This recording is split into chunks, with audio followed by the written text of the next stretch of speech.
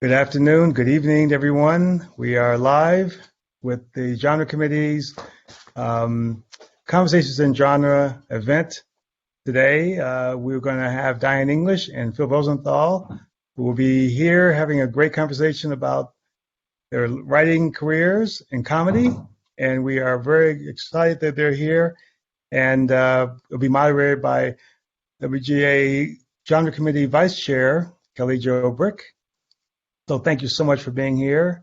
Before we start, I want to tell everyone in our committee that we're going to have our next meeting April 6th, a Tuesday. It'll be virtual again.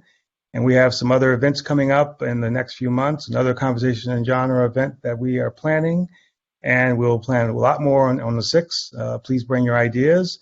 We also will have events about sports, about animation, and some other events that we are now in the planning stage. And we want our committee members to definitely bring more ideas so we can have a great year.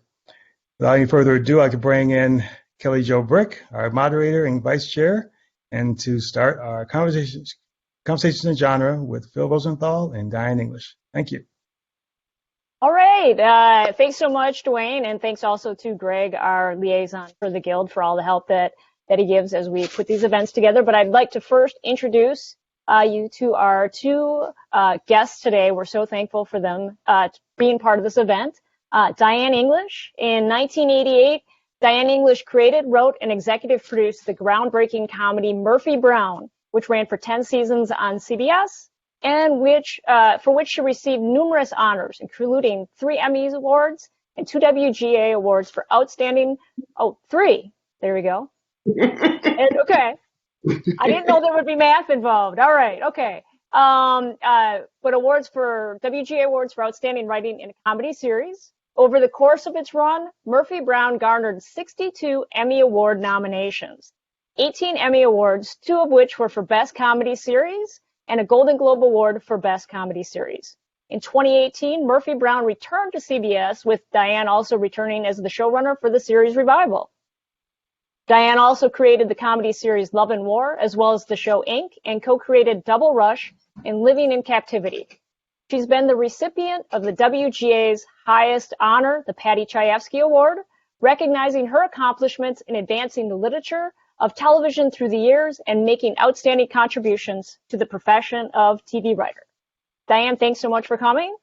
And our second guest is Phil Rosenthal.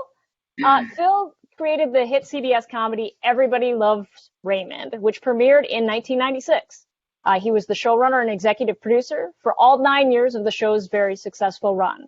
And during that run, Everybody Loves Raymond was nominated for over 70 Emmy Awards and won 15 awards, including 2 for Best Comedy Series.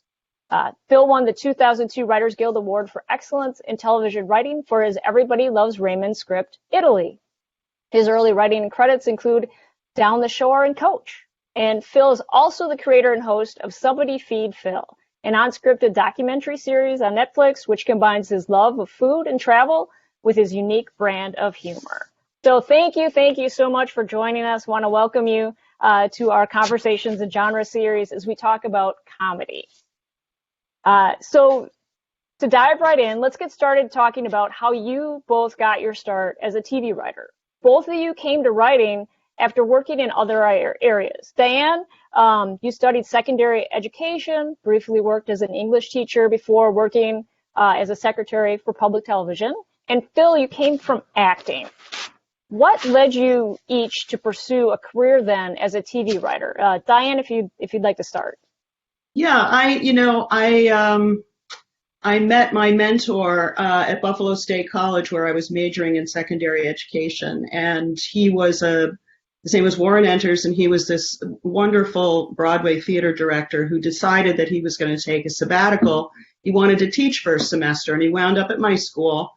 And he changed my life, really, because I had always wanted to write, but we're talking, the 1960s where, if you were a woman, you always had to have, a career to fall back on. So, teaching was mine, but writing and playwriting was my thing. And he encouraged me to teach for 1 year, make some money, put it away, and then move to New York. And that's exactly what I did. And from there, I moved into public television, and my first job was in theater in America, and that sort of started my love of, this combination of playwriting and television, and that's how I got my start.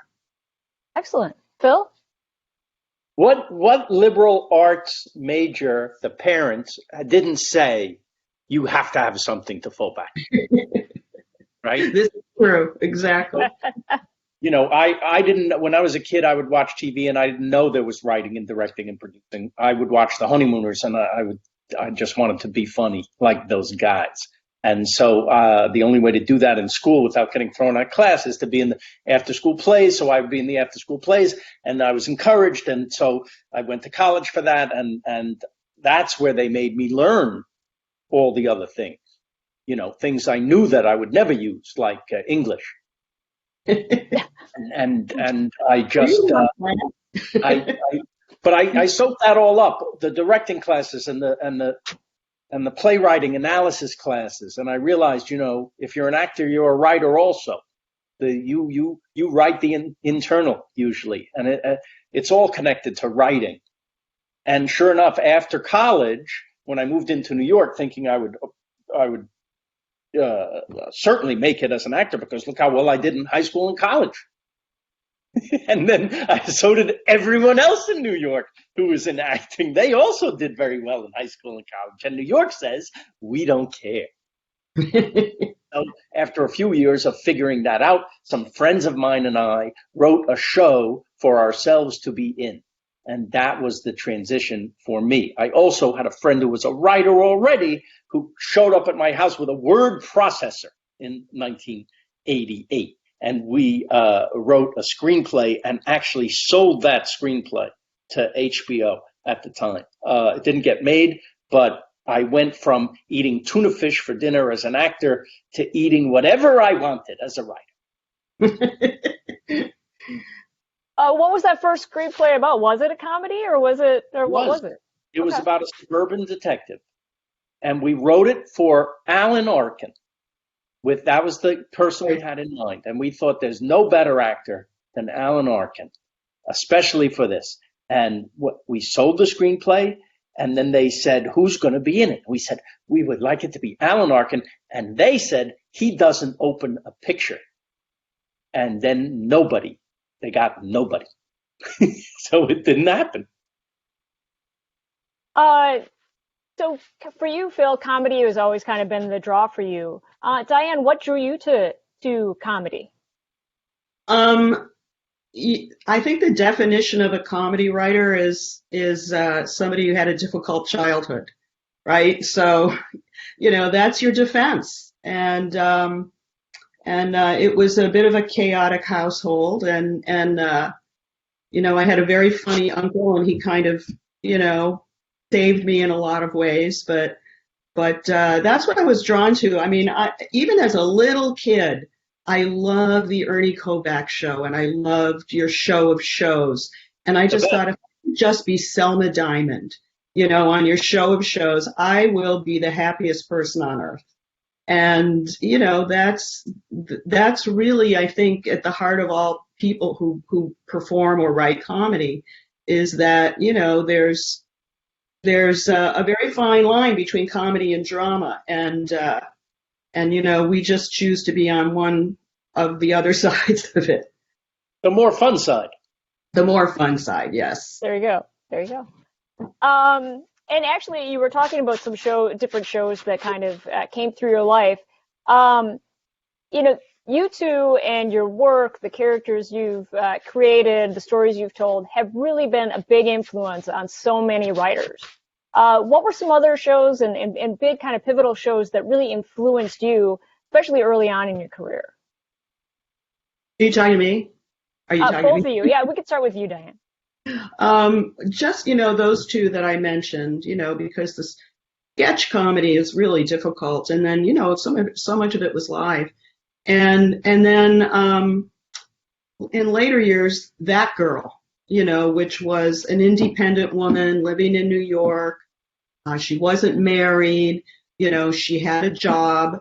And then she kind of gave birth to Mary Tyler Moore, And then Mary Tyler Moore gave birth to Murphy Brown. So there's like a real clean line there, that I became part of. How about, Phil, for you, Beyond the Honeymooners?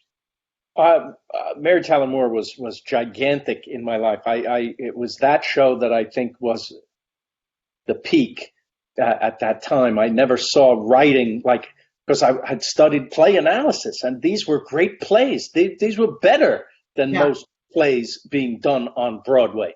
These were brilliantly structured and really funny shows with great acting and great writing and directing. That's a lesson to anybody who wants to study the form. If you can look at some Mary Tyler Moore's, it doesn't get better than that, I don't think. And obviously All in the Family, and I was attracted to shows. First of all, I was attracted to anything that was funny at all. Any sketch show, any Johnny Carson show or guest on Johnny Carson that was funny, any comedian that made me laugh. I just loved it all. And then as I got older, I started to be attracted more to the shows that were rooted in reality. Could this happen? We don't even realize sometimes when something unbelievable happens in a show, whether we can articulate it or not, we're thrown out of the show. I'm out because that wouldn't happen. And so I don't believe it. And so I don't care as much. I'm not as invested as much. And if you live by that sword, you're only as good as your last joke. So the shows that were rooted in reality are the ones that I love. Taxi, The Odd Couple, Dick Van Dyke, Mary Tyler Moore, Murphy Brown.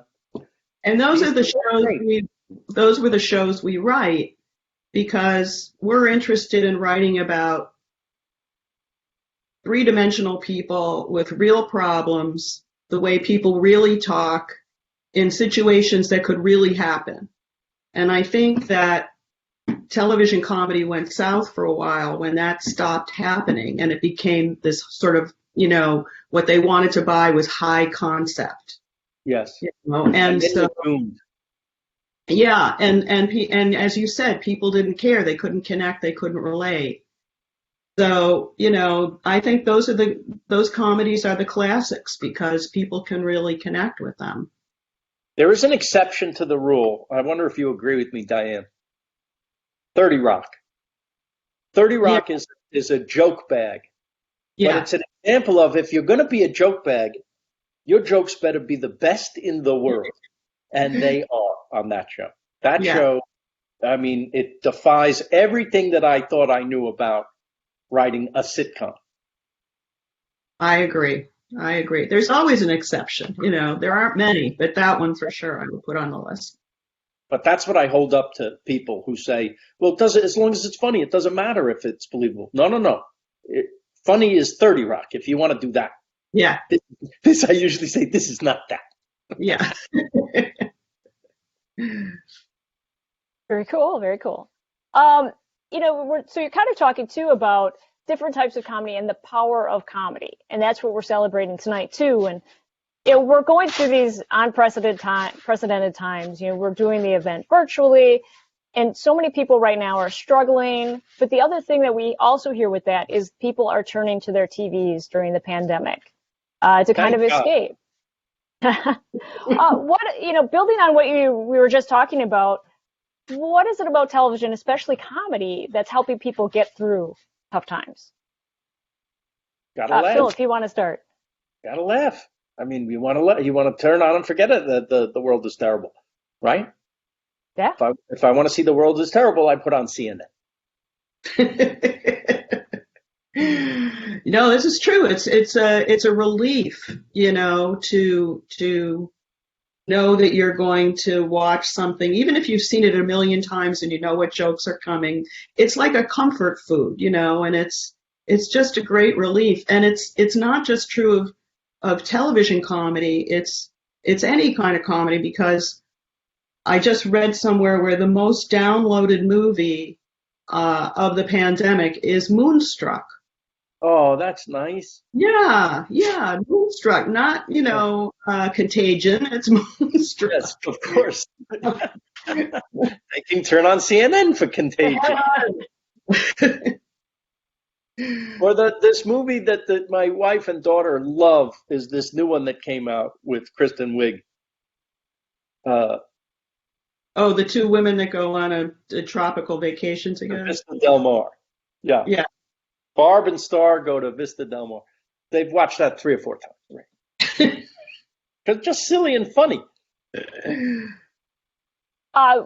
So silly and funny. What of your escape shows have been during the pandemic? What kind of shows are you watching? That anything help you escape from everything? Oh, I watch Phil's show. I've seen every episode. That's so nice. I love Phil's show. I really look forward to sitting down every night and having that 30 minutes with, Phil and going somewhere because we can't travel. And we all love food and we've all gained 15 pounds. So, right. Me too, by the way. I gain more sitting at home watching my show than doing the show. Because you know what else is comfort food? Comfort food. Comfort food, right. I can't wait to get back out there because my pants hurt.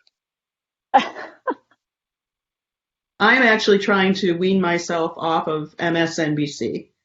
That is not easy to do. That really became, since 2016, a bit of an addiction for me. Yes, and I'm really trying to, back off it, but I'll just say, well, I'm just going to watch Rachel. And then the next thing I know, I'm up to, Brian Williams. And right. it's But now the murder trial is on right now. Now it's a trial, yeah. And it's so I don't want to watch it. I can't, not to get into the issues of the day, but yes, everybody needs a defense, but has there ever been a more clear-cut case of murder ever captured? And so it's infuriating to hear the defense. Yeah. I'm very, very mad. Yes. Don't watch it. Don't watch it. Today they had children on the stand. They didn't show their faces, but they had children who had to see the thing, talk. Yeah. It was gut-wrenching. And yet somehow that's a divisive issue in the world today. Yeah. Well, it's interesting if we were making shows right now. Yes. Would we incorporate the pandemic, say? I don't think I want to see. I don't want to see anything about the pandemic when it's over. I agree. Right? I want to pretend that we all know what happened. Why talk about it? I'm working on a movie right now for Warner, and the conversation was, and it takes place in New York, and it's a bit of a romantic comedy. It's a little, doesn't really fit neatly into that genre, but the question immediately came up, are we going to be in the pandemic? Are we going to reference it? Are people still going to be wearing masks? And I was like, no, I just want that. I think you're going to want to watch this like you want to watch Moonstruck, without any of that reminder. We want it to be in the rearview mirror. Yes. So I won that argument. But, right. I think if I were making a procedural, on CBS, that's the hospital drama or something, or a legal, it's hard if you're in the here and now to ignore it, but when it comes to comedy, I think you gotta, take a step back. The hospital shows have it good because they were wearing masks anyway. That's right. There you go. If we could talk about comedy with the mask on. Hey, MASH did it really well. Yes, there you go. Hospital. Do a comedy hospital. Let's talk about the path to creating your legendary shows. Phil, if we could start with you. Everybody loves Raymond. How did the show and your connection with Ray Romano come about? I was a writer on shows that you never heard of, and then I got lucky enough to be hired on Coach, which maybe you did hear of. And during my third year on Coach, I got a video cassette of a comedian who had been working for 12 years, and in his 12th year, he got a shot on David Letterman. And from that 6-minute appearance, Letterman said there should be a show for that guy. And he had a development deal at CBS to develop things outside of the Late Show. And sitcoms was one of them, and they set about looking for someone to create a show. So they read my stuff. Ray met with, I don't know, a dozen guys, and we just hit it off at the meeting. For every story he had about his crazy Italian family, I had one about my fakakta Jewish family. And what I didn't know about the personalities of the people in his real family, which is what I based the show on, I filled in with the personalities from my family. And that's how that happened. Yeah, I love that. How was doing a series like this where a lot of it was based on Ray and his comedy and his life? Yeah, I know you said you filled in kind of with your family for some of the stories, but how was it different from other like work experiences you had, like working on Coach and such? Oh, I could be in charge of craft service. We could the important thing. Really could eat really well. We had the best craft service in town. The Army travels on its stomach, you know, so I thought that was very important. Listen, I worked on a hit show once, not mine. It was somebody else's show. We got a memo. Here was the memo.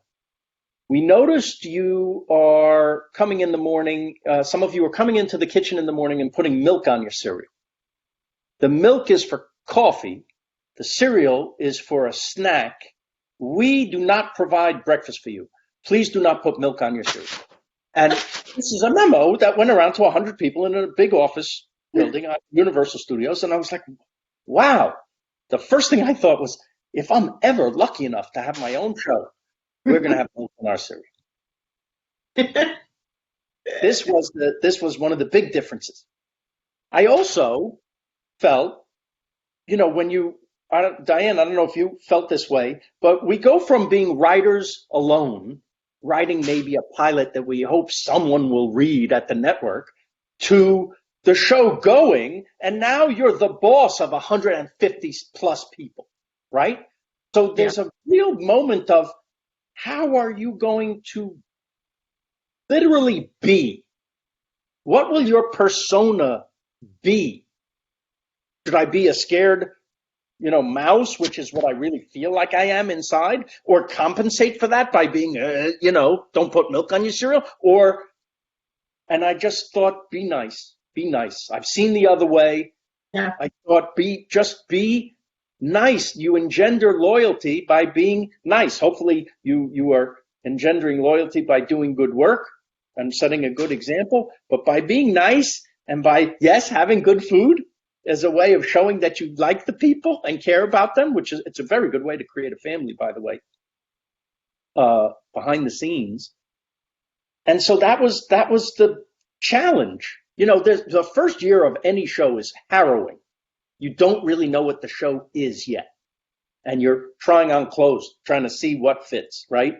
All different things. And you make mistakes along the way. And hopefully the mistake isn't so big that you're canceled because you did something that everyone hates, right? But it's treacherous, a tightrope. Do you relate to this at all, Diane? I have the unusual distinction of being somebody who never worked on somebody else's show. Wow. It's weird, but I created a show. I never worked on anybody else's show. So I only know how I do it and how I learned to do it from two of these fabulous guys, Bernie Ornstein and Saul Turteltaub, who were assigned to me when I created my first show, Foley Square. Yes. Margaret Cohen, my friend from college. Huh? Margaret Cohen, my friend from college. She went to Harvard. Really? No kidding. Really? Yes. Oh my God. What a cast too. Michael Lembeck and I remember. Silvers and Hector Elizondo. Michael Lembeck would go on to direct the pilot of Everybody Loves Raymond. I know. And he directed a couple of Murphys and a lot of shows for me, other shows. Yes. But so I have heard stories about people who work for the bad people who, either they have nothing to go home to. Yes. So they decide that their home, Their home. the writer's room, and they're going to keep you there till the next morning. Yes. Or they think that the way to get respect is to berate people, in front of others. And I've heard it all, and I can't fathom it really, but it's oddly enough, or maybe not oddly enough, but within weeks, on every show I've ever done, they start calling me mom, because that's really my nature on a set, and I learn everybody's name very quickly, and I make sure everybody's taken care of, and there's no yelling, there's party, but there's no yelling, there's no drama. And our first season of Murphy was just a dream. I mean, Candace was so responsible for that, because she was sort of the head of the stage, everybody took their cue from her, and Yes. and she was such a caretaker of everyone. And I'm often asked, how tough was it being a woman and one of the first women showrunners, and la la la. And actually, it wasn't for me. I had so much help from guys, and I never really felt like I was being discriminated against.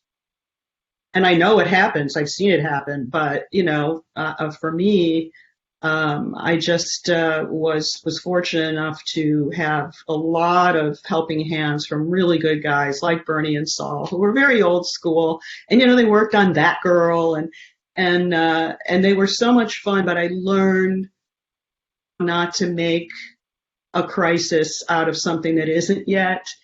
I learned, they taught me everything, how to go into the editing room and really watch for certain things, and the rhythm of things. It was like going to school. And then the second show I did, My Sister Sam, I was totally on my own. So, and then the third one was Murphy. So by then I had, I got the skills. But yeah, there's a lot of people looking at you all day long. What are we supposed to do now, Mom? What should we do? And how to handle the network when you get a weirdo network note, and, all of that stuff. It comes from experience. Absolutely. Absolutely. How do you handle network? Because you've got a lot of people in the audience who are going to be show creators, and they're working up their ranks in the writing room, going to be creators, going to be showrunners. What kind of advice did you get in dealing with network notes and things like that? Start with Diane, but then Phil as well. Yeah, I just, I watched how Bernie and Saul did it. They didn't make the executive feel stupid. They listened. I've had my ass saved a few times by a good network note, more than a few times. But there's always those ones, and you just have to understand that you can't wage World War III over, a note. You have to pick and choose your battles, and there are certain ones that are going to really hurt your show. At that point, what I usually say is, why don't you let me at least try it my way? And we did this on the pilot of Murphy. They didn't want her to be a recovering alcoholic. They wanted her to be coming back from a spa where she had been stressed out, and I said, well, just let me do it my way first. And then if it's totally, upsetting to you and it's not working, then let's discuss. And it seems to have worked for me, and sometimes you let it be their good idea. It's like, hey, you gave me this note, and I'm not sure that's exactly the right note, but it made me think of something else. And what if we do this or that? It's a bit of a, you have to be a bit of a shrink at the same time too, Phil? The best advice I ever got was from Ed Weinberger, an old showrunner, worked on Mary and Taxi. He said, do the show you want to do, because in the end, they're going to cancel you anyway. That's right. That's great advice. That's always in the back of your mind. And just like Diane says, you do have to work with these people. It doesn't mean be a jerk. you are ultimately going to do the show you want to do, but there are politics involved. These people have, their phony baloney jobs to defend, and so they're going to give you notes because that's their job to give you notes. And I always say the same thing, and I mean it. We'll take a look at that. It behooves you to take a look at it. Mm-hmm. Like Diane said, they could save your ass. They may not know that they're doing it, but something in that stupid note that they said, spark something. Maybe just wasn't clear. Mm-hmm. And then you go back and go, oh, I see. They thought we meant this. We got to make that clearer, right? So you work on it. Or if something doesn't make sense or doesn't track, there's a million reasons, right? Listen, your show is for people. And they are the first people to see it. So the response is valid, right? At the end of the day, though, you have to do it the way you see it. Otherwise, they're going to cancel you. Yes, exactly right. On Phil's thought of creating the show that you want it to be, Diane, where did the idea behind Murphy Brown actually originate from for you? Well, as most people know, I'm a real news junkie, so that's since my youngest days. And, I really toyed with the idea of being a journalist. I applied to some really great journalism schools and I got in, but we couldn't afford to send me out of town. Thus staying in my hometown of Buffalo and becoming a secondary education teacher. But I was fascinated because I was writing this column for Vogue magazine, writing the TV column, and I wrote a column about how women broadcasters were becoming a really big deal, like Connie Chung and Diane Sawyer, Barbara Walters. They were breaking some glass ceilings, not just in their pay, but that they were either co-anchoring, the news for the first time with a man, or they were getting paid $1 million for the first time, which seems quaint now, but and between that and my feeling that I wasn't seeing anybody on screen who was like me and my friends, I just put all those things together and they kind of manifested in this character. I also liked I liked political satire, and there really wasn't any on television anymore. That was the week that was, and those shows were gone because they were controversial. So I wanted to set it in Washington, D.C. And as it all came together in this character, I'm telling you, it poured out of me. It just went, into a whole other place. And I wound up writing this. I sold this pilot to CBS, and we made it. And what an incredible show it is. And I mean, we are in the middle of Women in History Month, and you have such an iconic character with Murphy Brown.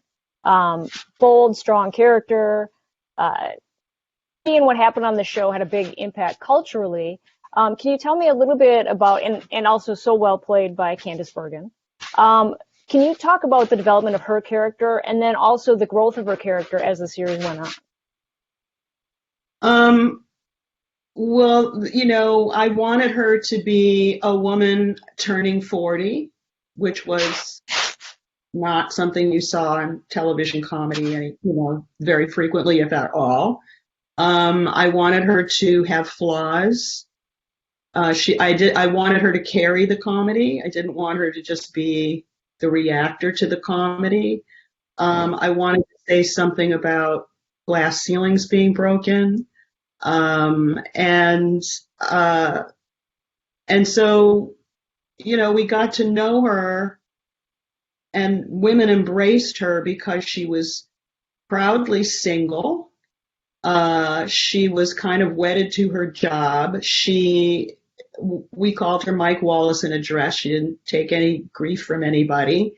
She was like a bulldozer, and, we just hadn't seen that before. At least not in a half-hour comedy. So But, as time went on, uh, it's not that she changed so much. It was that, the relationships that she had with the other characters around her deepened and became way more complex and interesting. And that's why it's so great to have, multiple seasons, where you can grow those relationships. I think when you're in your 40s, you're kind of baked already. You're not going to make any big changes. You're not writing, my so-called year. It's these are mature people, but it was always a challenge to find a challenge for her, to put her in a situation. And that's why we decided at Candace's urging to make the character pregnant, because she couldn't keep a plant alive. And she didn't have any relationships really other than the ones at work. And we thought, well, this is going to be the ultimate challenge for her. I love that. Thank you for sharing that. And also in creating shows, Phil, your career's also taken another direction with Somebody Feed Phil, I'll Have What Phil's Having came first, the travel and food documentary series, but it's packed with so much humor, fun, and heart. What took you in the avenue to go from something like a sitcom to something like this? Early on in the life of Raymond, right after the first season, we were lucky enough to learn that we were going to be picked up for a second season. And I said to Ray, what are you going to do on your hiatus? And he said, I go to the Jersey Shore. And I said, that's nice. Have you ever been to Europe? And he goes, nah. I said, why not? He goes, I'm not really interested in other cultures. Even his own culture, Italian. And I thought, we got to do that episode. He goes, what do you mean? I go, we got to go to Italy. He goes, what do you mean, like on a plane? Yeah. We're going to do that show where we go to Italy and you have that attitude, not being interested, and you come back with my attitude. Someone very excited and in love with travel and the food. And I don't think so. I said, yeah. Took me 3 years first to get the money from CBS to do the special episode in Italy, and then to convince him to get on a damn plane. And we did it. And the arc that I wrote, the character getting woke, I saw happen to Ray the person. He got all excited. He was ricocheting around the piazzas. Phil, did you try this gelato? Oh my God. No. But there's pizza, like nothing like home. Yeah, I know. He goes, and there's another one over there. Yeah, it's pretty good, huh? Yeah. So he fell in love. And that's when the real light bulb went off. I was like, there's no greater high than turning people on to stuff you like. And travel is life-changing. And it's the most mind-expanding thing we can do in life. So I held on to that feeling. Raymond lasted another several years after that. And then after Raymond was over, I graduated into a changed world where the type of show that Raymond had been was not really welcome anymore on network TV.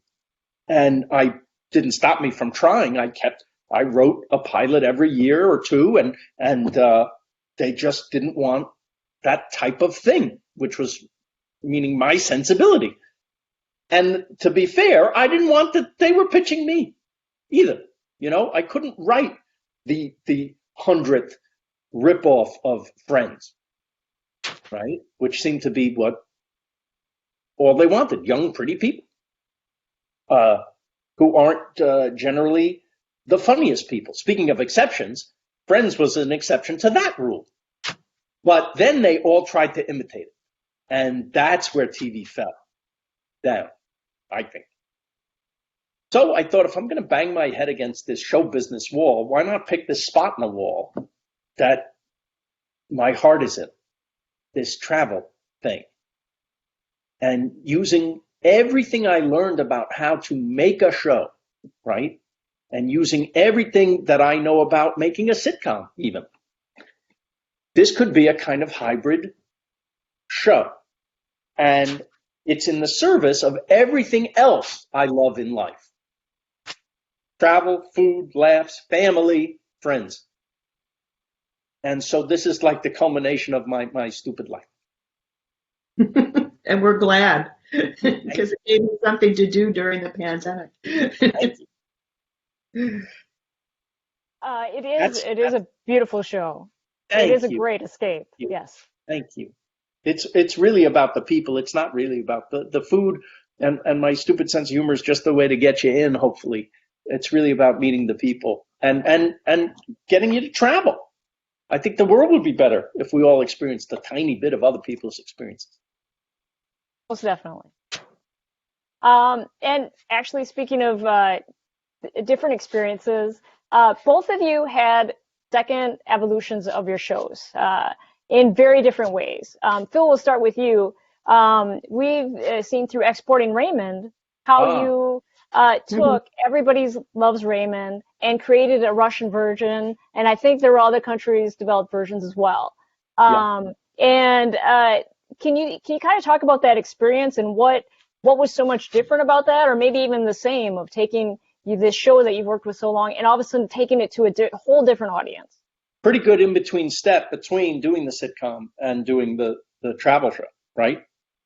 I was literally called by the president of Sony into his office, who said, we created the sitcom in Russia. That the sitcom form, the genre, did not exist in Russia until they did The Nanny over there, right?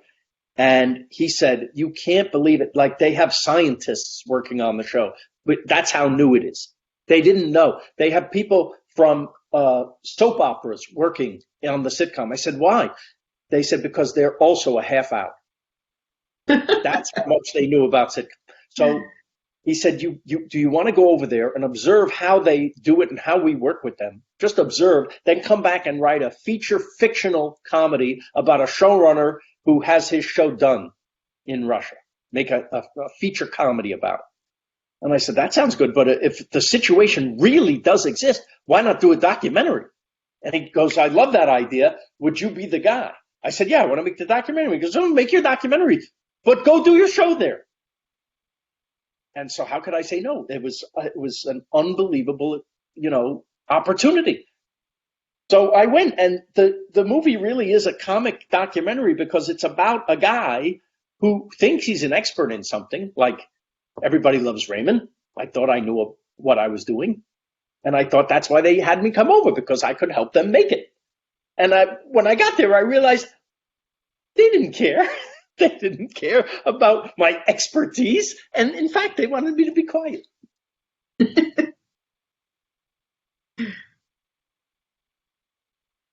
That was that. Wow. I did not expect that answer. It's my family's favorite movie because of how much I suffer. So much love in the family. Gotta love it. Diane, for you, your show came back very differently in that years after it was off the air, the show came back. Can you talk about the experience of the show being revived and how much different that experience was? Plus, I mean, did you also feel it in some ways that you were just kind of right back in pace? How did that all work out for you?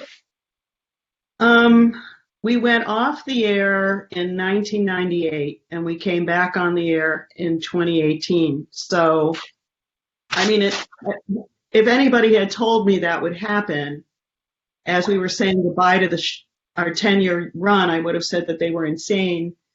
But I had been developing something else for Warner Brothers Television, and one of the executives there said, a lot of classic shows are coming back, and, Murphy was a Warner Brothers show, and they said, and in this political situation that we're in right now, it's the perfect one to come back. And in fact, a lot of people on my social media would say, oh, we need Murphy right now. We need Murphy. And yet I really resisted it. You can't go home again. And it didn't sit well with me for a long time, but they kept at it and kept at it. And finally, Peter Roth said, listen, why don't we pay you always gets my attention. Why don't we pay you to write a pilot for a new, iteration of this, only for you to see how you feel about it, you and Candace, So I said, all right, well, that makes some sense. So I put it off for months and months and months. And then finally, Peter said, hey, we paid you in advance and we really like a script. So I had to buckle down and do it. And to my surprise, it all came right back, except that the character was now way older and she had raised a son, a good son, and how would that have affected her, personality? Is she still doing what she was always doing? Did she retire? Where are the other characters? What has happened to them? And it just was such a homecoming in a way, and then I sent it quietly to Candace and she said, I'm so in, let's do it. And then I called all the other cast members and I said, listen, are you sitting down? Because I wrote this thing. And so if I send it to you, will you read it and do you want to do it? And they all said yes right away. And before we knew it, we were recreating the sets, the old sets, right down to the pillows, on the sofa. And yeah. we were in New York though. We were shooting at Kaufman Astoria, and I got the old writing staff back together, and a couple of newbies who were great, and but it was like this big reunion. And on the day of the table read, the first table read, when the cast walked in and they saw the sets exactly recreated. In fact, some of the pieces were still in storage in the Warner Brothers lot. Everybody burst into tears, and it was just the most wonderful experience. I'm so glad that I did it, and it was just a joy to work on. We loved being in New York doing it, and we originally had said we're only going to do 13. That's it, 13 and done. And then we got to 13, and Candace said, I'd like to do more. And I said, I don't know, really, I think we should just do the 13. But then we were having such a good time, that we said to the network, if you want more, we'll do another season, which they did not want, apparently, because we were way more political than we had ever been, being in the political environment that we were in. And the advertisers, the sponsors, had never seen our pilot, not our original pilot, but this pilot. They just signed on, sight unseen. And then to CBS's credit, they never once came in and said, that's too far. You've gone too far. We did an episode with Frank Fontana, a journalist being beat up, by MAGA people. And they never said that's too much, but that was, a predictor of what I saw was, inevitable. And how the press was being treated, and but I did everything I wanted to do, and I when you say make your own show, make the show you want to make, I got to do that. And I think it was a bit much for the advertisers, because they you want to sell a Chevy to everybody, not just the blue state people. So we did not get invited back, but I would do it all over again. That was wonderful. Thank you so much for sharing about that experience. It's great to hear that story. And in talking about your room and that it was kind of like bringing everyone back home, could you tell me a little bit about both of you, about your writers' rooms? Like, what were some of the qualities? This is actually a question from our attendees. We're going to have the Q&A shortly, but we're going to jumpstart with this one in talking about your staff. What were some of the qualities in the writers that you worked with that made you want to hire them and work with them again? For Diane, we'll start with Diane. Okay. Everybody had to be aware of what was going on in the world. Everybody had to, at that time in the original writer's room, you had to have a subscription to the New York Times and the Washington Post. You had to have writing samples that reflected real characters, real world situations like Phil and I were talking about, and structure and understand that. And be really funny in a really smart way. And I picked my writers because each one did something a little slightly different. It had a different voice. Like a particular writer, if we're writing creating a character like Leslie Jordan had inhabited named Kyle in our first season, that had to be a Russ Woody script because that was an off-kilter character, and I knew that Russ would do something amazing with him. So everybody had a specific thing that they did, and then you want to cast it, as you would cast a show with people that you want to spend so many hours of your life with, where you're going to share a lot of personal stories, that you're going to have some big laughs, that you're just going to enjoy being with. Because if there's a bad apple in the bunch, and once in a while there would be one, out they go, because it's a very delicate chemistry in there. Thank you. That's no small thing. The wanting to spend time with the people, because you're going to spend a lot of time with the people. Yeah. I got very lucky. The writers that we had were with us, I would say 90% of them for all 9 years of the show.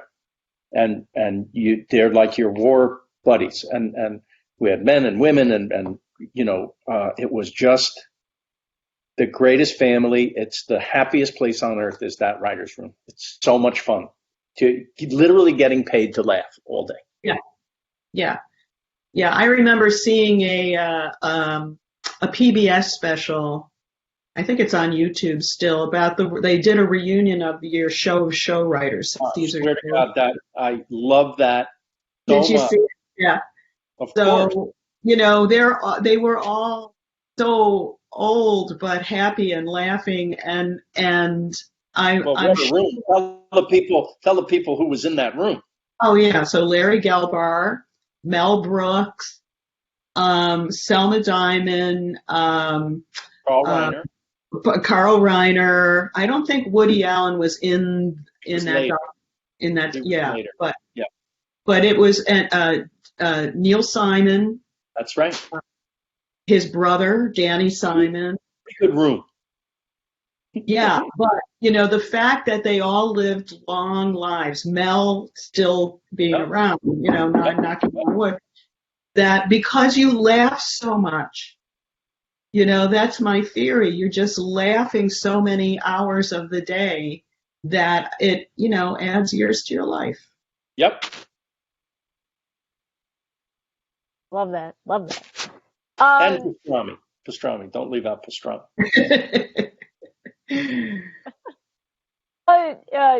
What advice do you have for writers working today and navigating a career in this industry? I mean, you guys have had such great and long careers. Everyone wants to have a long, successful career like you've had. What kind of advice do you have for developing a career like that? Start with Phil. Luck is such a big part of it, but if you want to mitigate the luck, I think you just have to keep writing, and you have to, nobody makes a show for you. You have to make it yourself. I tell my kids that nobody's coming along and saying, "Hey, you'd be great in a show." You have to, just like we did out of college, write a show for ourselves to be in. If we wanted to make a show, you make the show. You make your own break. I think, and by the way, after Raymond, even after having something of a success, it was like starting over again. Had to do it again. Yes, I could get a meeting, but if they don't want what you have, they don't care who you are. And it's so different now too. I mean, when I was starting out, that story that I told about, convincing the network executives at CBS to let me write the character my way first. If you had some, built up some, credibility with them over the past couple of series that I did, they were inclined to say, all right, you've earned that right, and then we'll go from there. I think there, as I was leaving the series business, you were getting notes from the guy at the guard gate. It just became so meddlesome, and there were so many. And then they had these things called pods, which I still don't even understand. And now I haven't been in the series business, for a long time, other than to do Murphy, but there seem to be so many more executives and so many more layers. And now all of the streaming platforms, which you would think you would have a much easier time of selling something because there's so many buyers out there, but they're also specifically focused on a particular audience. And you need to know all about that. Don't they feel like different branches of the same company? Yeah. Right. Yes, exactly. They all seem to, by the way, want the same audience. The young, yeah. Even at CBS, they were like, can we get younger and hipper? Can you do it? They wanted Raymond to be hipper and edgier. And I said, well, you got the right guy. I'm Mr. Hip and Edgy.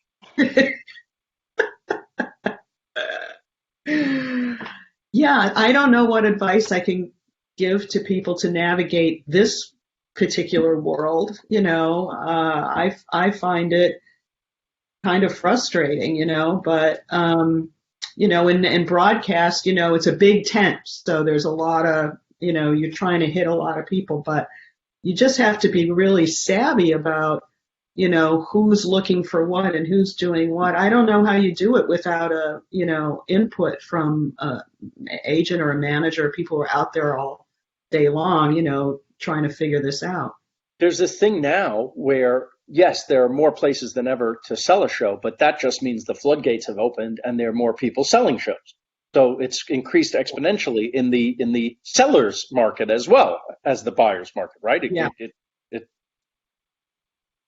They now, because they hear so many pitches, tell me if you've experienced this, the agent will say, well, give me the one-liner so I can tell them what it is. I'm like, why am I telling you? Why can't I tell them myself? I'm the person who can sell the show because it's in my heart. I'm the one who's going to make it. Yeah, they want to first hear what it is. Sure enough, you make that mistake. You tell the guy what the show is. Yeah, they don't want to hear that. Yes. What do you mean? You blew my thing, right? And he could have said it horrible. He probably did.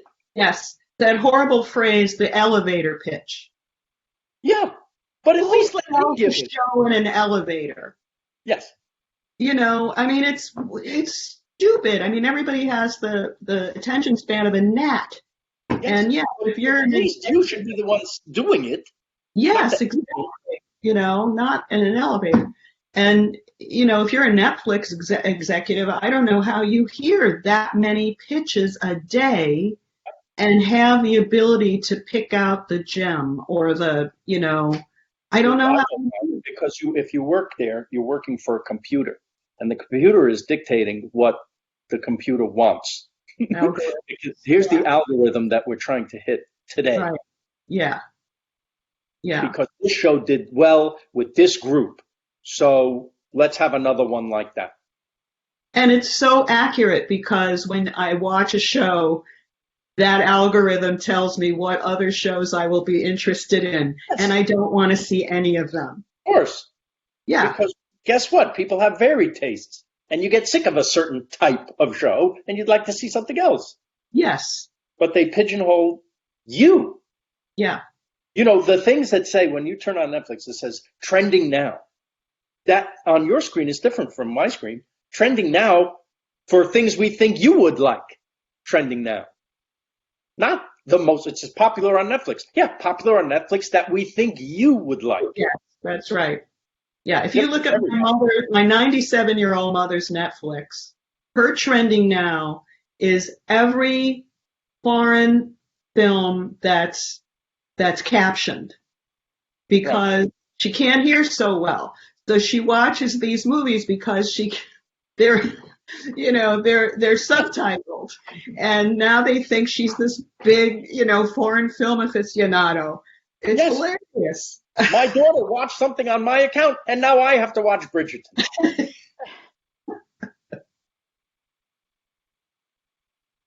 Oh, modern times. Yes. Can we hear from the people? What do the people want to know? Yes, we have something from the people, and actually this ties right into talking about modern times. Phil, one of the people has a question relating to something you said earlier, where you talked about during the first season, you're still trying to figure out what the series is really about. But in these days of short orders, is there any way that you can accelerate that process so you can get a second short order season? You can accelerate that process, hopefully, by pre-writing the season. So you can before you shoot an episode, usually, by the way, now the episode when Diane and I were on TV, the order was for a minimum of 22 episodes in a season. Sometimes we did 24. We did 26 once. What was the most you ever did, Diane? 27. It's killer. Like It's insane. I bet you said after that season of 27, I'm never doing that again. Yeah, it was our third season, and when they called, and we were just getting ready to pack up and leave for our little hiatus, and the phone rings, and it's we need another episode. I literally pulled the phone out of the wall and threw it. Yes. I mean, we used to take our picture on day one, and then our group picture at the end of the season, and we all looked like the pictures of presidents where they age, 10 years over their first term. Yes, they'll suck the life right out of you. But the only way to get ahead of that thing of finding the show is to pre-write it. Carl Reiner wrote the first entire season of Dick Van Dyke before he sold the pilot. He had written the whole season. Oh wow, I didn't know that. I think, there's a plus and a minus to that. The plus is it's done. The minus is you're going to find things along the way. That's what I mean by trying on the clothes and seeing if they fit. Not everything that we thought of, that we assumed was going to work. By the way, sometimes you have an actor can't do the thing that you wrote for them, this trait, this character trait. Let's say they don't do angry well. And you had this whole thing about them being angry. Well, now you're not going to do it because it doesn't do you any good if they can't do it, right? You can't force them. You're hurting yourself. So you find stuff along the way that works. My answer is I don't know. And my answer is I don't think you can. I mean, I think so much of what our first season became was writing to the actors, these brilliant people that we had cast.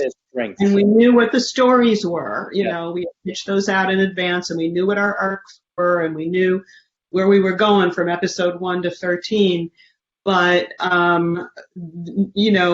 actors would surprise us with wonderful things, and we would write to that. And so I think the terrible thing is the short orders, really, because you don't get a chance to really get your sea legs. We didn't really kick in until episode 6 or 7, where I really felt like Candace really got her sea legs into that character, and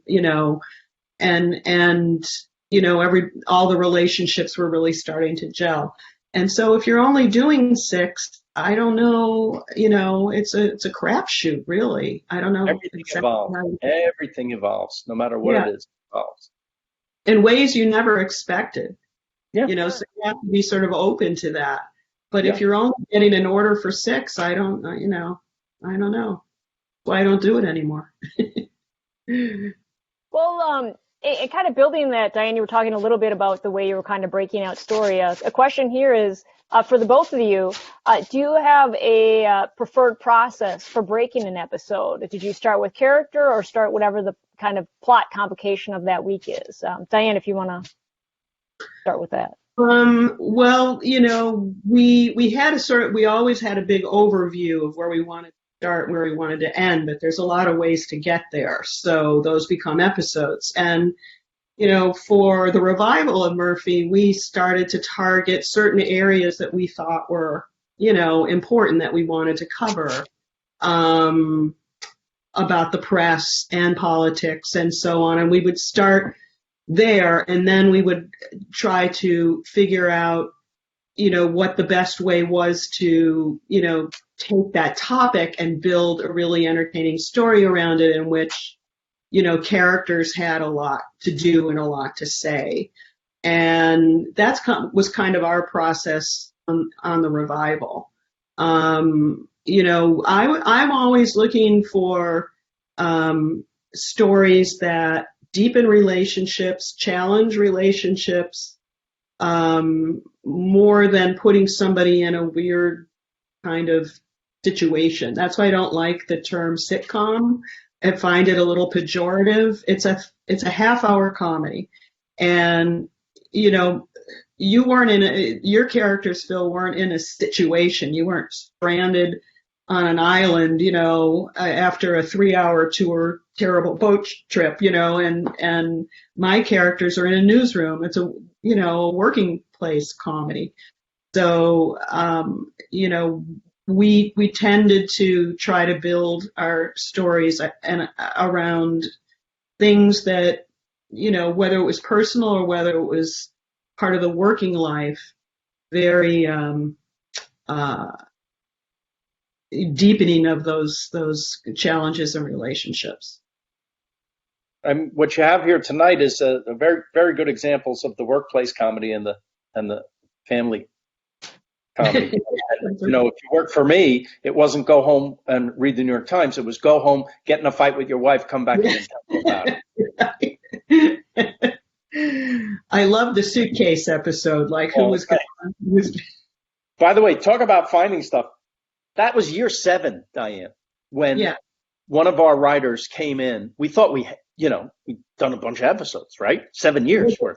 Was it Tucker Cawley? It was. Tucker. I think he was a writer's assistant. Yeah, he was one of our gophers. Amazing. Great writer. Great guy.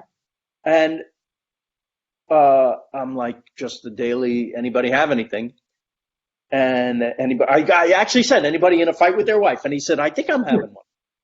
And he told me this story about that we had all been on one of these great together with our families all together, and we came home and he left his suitcase by the bed and went to work the next day, and he came home and the suitcase was still there. It hadn't been unpacked or anything, and he said, and went out again, and he wasn't going to touch it. And it was 3 weeks. He was having this Mexican standoff, right? And I remember the one unmarried writer in the room, when he heard the story, he goes, "What's wrong with you? Just unpack the suitcase." And all the married guys in the room went, "You do not touch that suitcase." And it literally is baggage, right? Literally. Yes. And so after 7 years, you never know where an idea that it could be the defining episode of the show, if you wanted to pick one. Maybe there was others, but that's as good as any we ever did, that one. And damn, sometimes God smiles on you, right? Mm-hmm. See how I picked that episode? See, I know the Raymond show. Another question from the audience. If you were staffing a show today, what do you feel is enough for a writer to have? Is it enough for a writer just to have a good sample and strong recommendations? Or for comedy, they also need to be like a stand-up comic, improv performer, podcaster, have high-profile Twitter, you name it? The first thing is on the page. Yeah. The second thing is he an axe murderer? Yes. Because that's why you do the in-person interview, extensive, Right. spend a little time. Diane said, is this someone I want to be in the room with all day, every day? Yeah. And then you check with other people. Yes. Oh, God. When I was starting, I made that mistake. I didn't do my due diligence. It always bit me in the ass. I'd like to think I'm such a good judge of character. And I learned this. Everyone's nice in the meeting.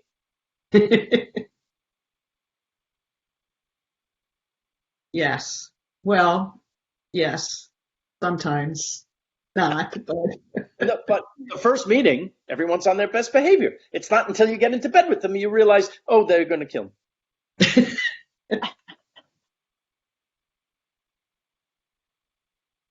Well, looking at it from like that showrunner standpoint, once again, what were some ways that your writing staffs really made your life easier as a showrunner? What kind of things did writers do to really help you out?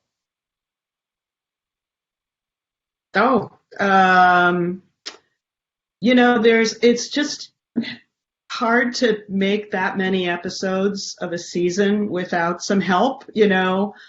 I know people who have written it. Linda Bloodworth Thompson, she wrote every single episode of Designing Women.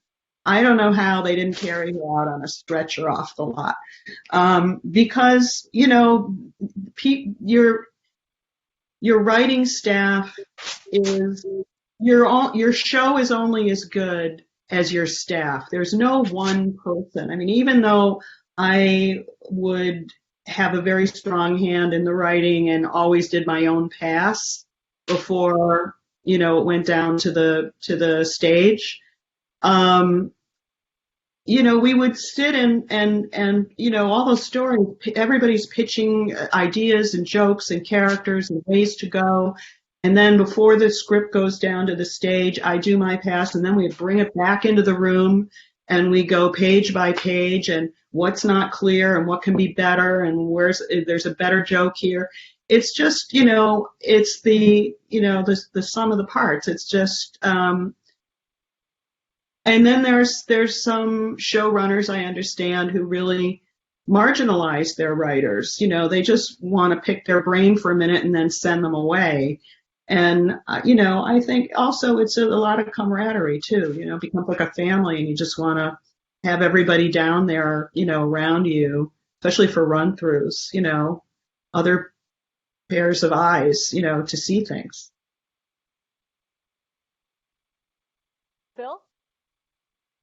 And anyone, if they turned in a draft that didn't need to be a page one rewrite, you kissed them on both cheeks. You're so How happy. often did that happen? Almost never. It happened twice. No, it's just like that's when you're like, thank God for you. Yeah, thank God for them every day because they like Diane said, it's your family, and you love them and you couldn't do it without them. Sometimes it's just like you know exactly what you want to say as the head writer, showrunner, and you need them to be there so you could tell the story to them and see if it makes sense. And then they have to interrupt you and make it better. I like that. Awesome. Diane, we have a question here from Anne Marie to Mary to Murphy to Selena and Veep. Is an incredible progression of women's growth in power and workplace on TV. Please talk about comedy and how it's a tool for activism. It isn't always, but my show was in some ways. We got very embroiled into something with the Vice President of the United States and our. That was funny. That was funny. It kind of tipped an election in a way. It was all that people were talking about, and I think it brought to light this whole idea of what family values really is, and that was a big part of the political conversation in 1992. And then in later years, in the 10th season of Murphy, we again decided we're going out. This is going to be our last season. We're going to rattle some cages. What is another big challenge for her? And we decided that it was breast cancer.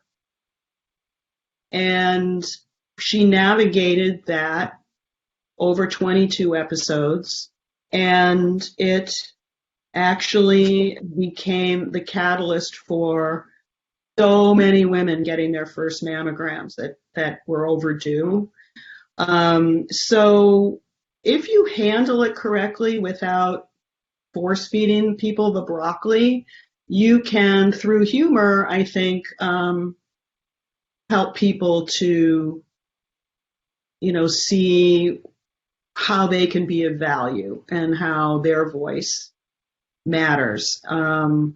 It wasn't something we set out to do, to be activists. We were just trying to shine some light on things, but that's all a good byproduct of that. The power of storytelling, absolutely. Yeah. And then this question, we're getting close to wrapping up here. Our rooms are getting dark. I gotta have a light. Look, I'm in the void.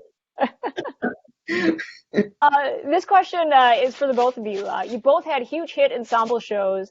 Can you talk about writing to an overall tone and rhythm for a group of actors with differing comedy techniques? Phil, if you want to go ahead and start. Certain actors have certain strengths, like we were talking about, right? And I think good writing is when the line, the joke, can't just be given to anyone. This is specifically a line for Peter Boyd. This is specifically a line for Brad Garrett or Ray Raymond, right? Right. Now, within that, there's a tone in the show. We are not using four-letter words. Any sexual references we've decided are designed to go over the heads of children. That's a conscious choice that we make in the writer's room. By the way, CBS was like, please be, like I said, be hipper and edgier. We took the responsibility of being on television and being a quote-unquote family sitcom very, very seriously. And we felt like it was our responsibility. We also thought it was just more clever writing. We did a show once where we had a sculpture of the part of the female anatomy, and it would have been very easy to say the word, but we didn't, and the show was all the funnier for it, right? Very easy to convey what that was without ever saying it. Mm-hmm. We didn't even have euphemisms. We did it with a look and a thing and right? Yeah. That was our tone. And a lot of Ray's motivation was to sleep with his wife. But we never got graphic. It was always, keep the lid on it. And think of the more clever way to make that joke. That was our little game, actually. That was fun for us to think of how to say it without saying. The way they did in the 40s, if you watch a Preston Sturges movie, some of the dirtiest jokes I've ever seen during that time, right? But they didn't say the words.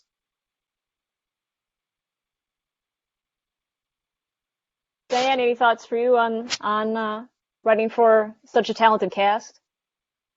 It starts with the casting, when you're listening to your words that no one's ever said before in a casting session, when you're auditioning your permanent cast members, 9 times out of 10, you want to kill yourself, and you start to wonder whether that even works because all the wrong people are saying those words. And then the person that you cast ultimately comes in and you go, okay, now this is exactly the way I intended to hear it and I wanted it to be. And then that's how you put your cast together. And so right away you've got a little, edge there because you know that those people that you cast know your writing.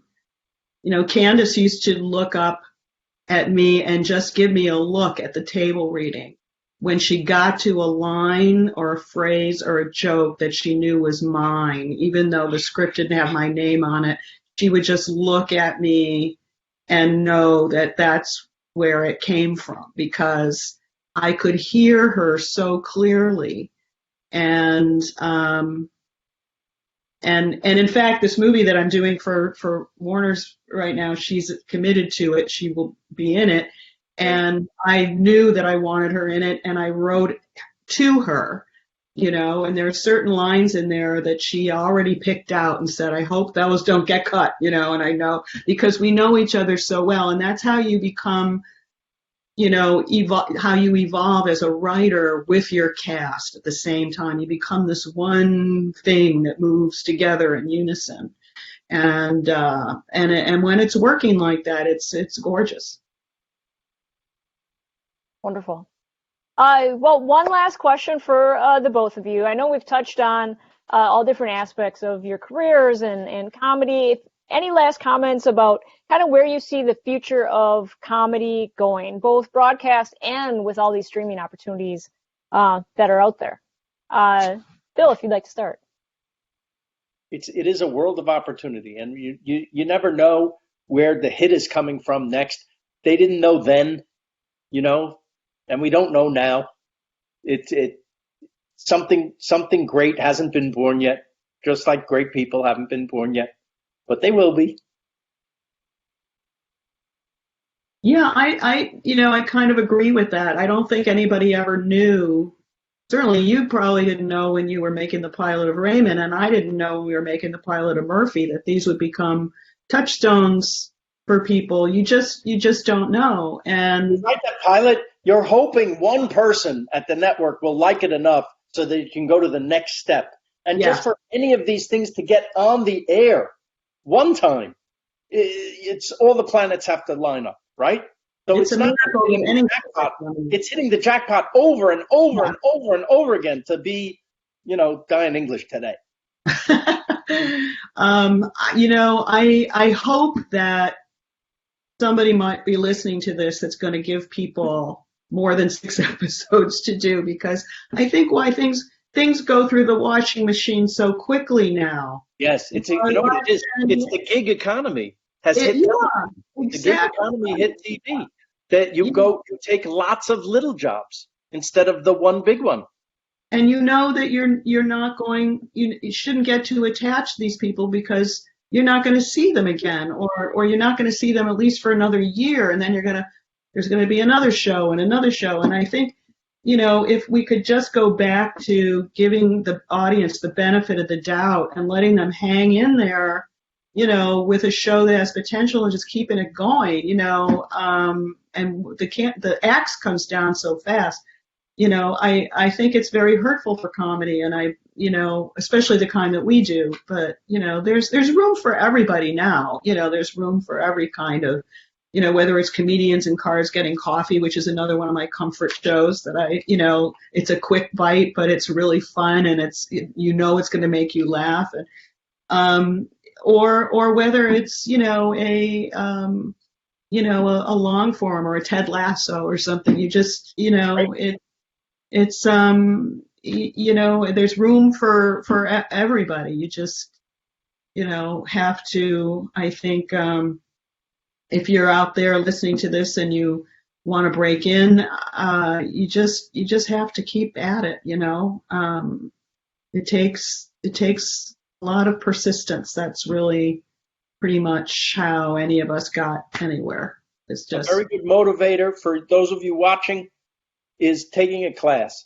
The very worst thing that happens is you come out of that class with a script that maybe you weren't going to do without that motivation. So that's a great thing to do. Mm-hmm. I have one question for Phil. Yes, Steve. What's for dinner? Oh my goodness. I might make myself something tonight. And I'm such a great chef that I think it's going to be either a bowl of cereal with milk, or a hot dog. One of the two. I'm Yeah. really good at making that.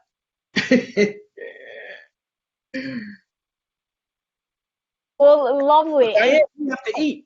Let's eat. Yeah, let's eat. All right. Kelly, you can come too. Okay, thanks. But thank you, Diane and Phil, so much for being part of this event tonight and just sharing your experiences with us. Thank you to the audience also for your great questions. And again, thanks for joining us for Conversations in Genre. Have a great night. Thank Nice to you. meet you. Good to see you. Bye-bye.